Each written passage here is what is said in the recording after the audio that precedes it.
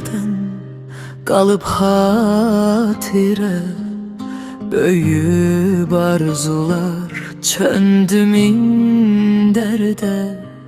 Yüreğim qocalır, ömrü azaldı. Yaş geçse belə də ruh cavan qalır.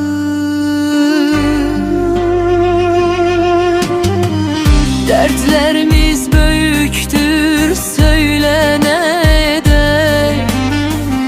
Söyle vaxtı necə dala döndərək. Şeytan var solumda, sağımda mələk. Keçdim yolları bir yad eləyək.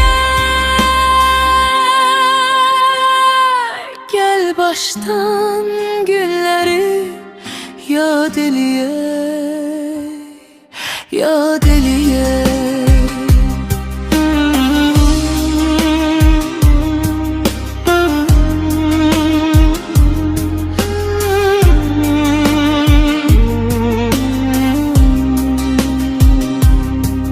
Cavanlıq illərdə çox dəcəl idi. Yoxdur dərd, sadəcə biz uşaq idik. Əzizlər, yaxınlar bir-bir tərk etdi. Şən olan emizdən qəm oldu getdi.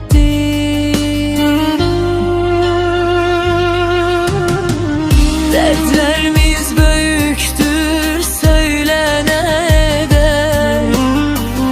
Söyle vaxtı necə dala döndərək. Şeytan var solumda, sağımda mələk.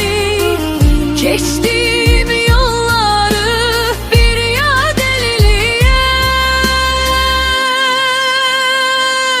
Gel baştan günləri yad eləyək, yad